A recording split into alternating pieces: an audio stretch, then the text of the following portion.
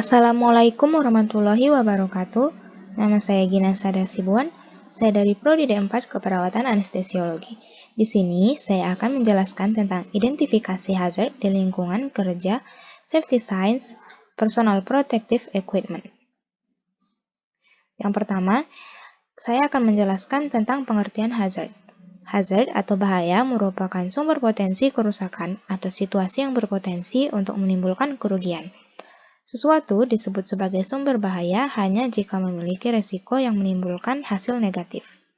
Bahaya diartikan sebagai potensi dari rangkaian sebuah kejadian untuk muncul dan menimbulkan kerusakan atau kerugian. Jika salah satu bagian dari rantai kejadian hilang, maka suatu kejadian tidak akan terjadi. Bahaya terdapat di mana-mana, baik di tempat kerja atau di lingkungan. Namun bahaya hanya akan menimbulkan efek jika terjadi sebuah kontak atau exposure. Jenis-jenis hazard. Jenis-jenis safety hazard antara lain mechanical hazard, yaitu bahaya yang terdapat pada benda atau proses yang bergerak yang dapat menimbulkan dampak, seperti tertusuk, terpotong, terjepit, tergores, terbentur, dan lain-lain. Yang kedua ada electrical hazard, yaitu bahaya yang berasal dari arus listrik.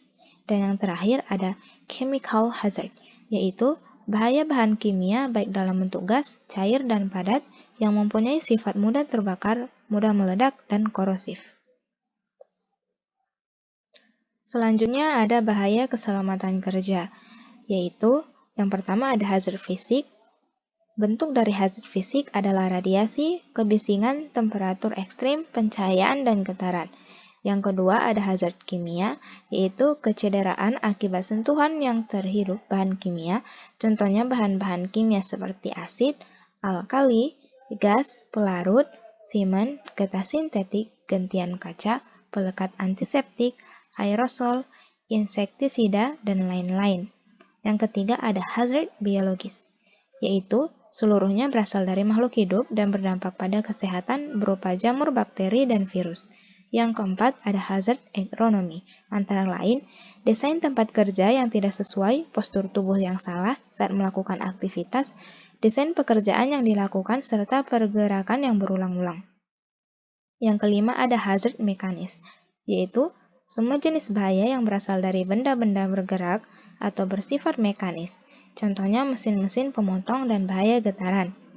Kemudian ada hazard listrik, yaitu hazard yang ditimbulkan dari arus listrik pendek serta listrik statis.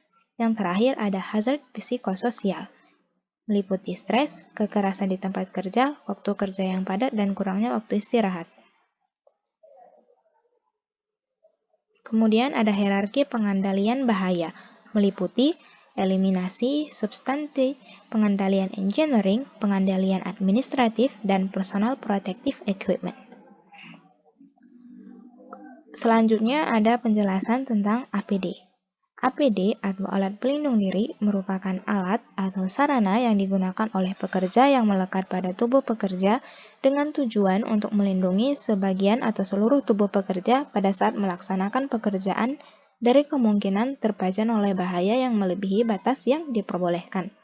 Penggunaan APD ini merupakan tahap akhir pengendalian untuk mengurangi bahaya atau resiko pada pekerjaan. Selanjutnya ada rambu K3. Rambu K3 ini merupakan salah satu cara yang menginformasikan kepada para pekerja tentang bahaya-bahaya keselamatan dan kesehatan kerja dari sesuatu aktivitas, area, atau peralatan kerja tertentu. Sehingga dengan adanya rambu K3 tersebut, setiap orang baik pekerja, tamu, dan kontraktor dapat mengantisipasi sedini mungkin tentang bahaya-bahaya yang ada di area tersebut. Hal ini juga untuk meminimalisir resiko yang dapat terjadi. Contoh rambu-rambu K3 itu seperti warna orange itu untuk peringatan, warna kuning untuk waspada, warna hijau untuk safety, warna biru untuk perhatian, dan terakhir ada warna merah untuk bahaya.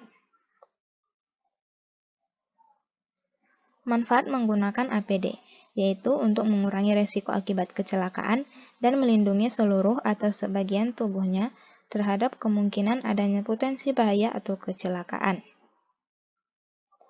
Jenis-jenis alat pelindung diri. alat pelindung kepala atau headwear, alat pelindung mata atau eyes protection dan muka, alat pelindung telinga atau ear protection, alat pelindung tangan atau hand protection, alat pelindung kaki atau feet protection, pakaian pelindung atau body protection, alat pengaman di ketinggian atau harness, dan terakhir ada pelampung. Jadi kesimpulannya adalah keselamatan dan kesehatan kerja merupakan suatu program didasari pendekatan ilmiah dalam upaya pencegahan atau memperkecil terjadinya bahaya dan risiko, terjadinya penyakit dan kecelakaan maupun kerugian-kerugian lainnya yang mungkin terjadi.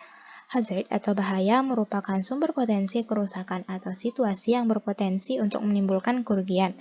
Sesuatu disebut sebagai sumber bahaya hanya jika memiliki resiko menimbulkan hasil yang negatif. APD atau alat pelindung diri merupakan alat yang digunakan untuk mengurangi resiko akibat kecelakaan.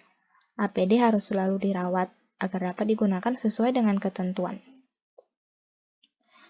Terima kasih. Sekian dari saya. Assalamualaikum warahmatullahi wabarakatuh.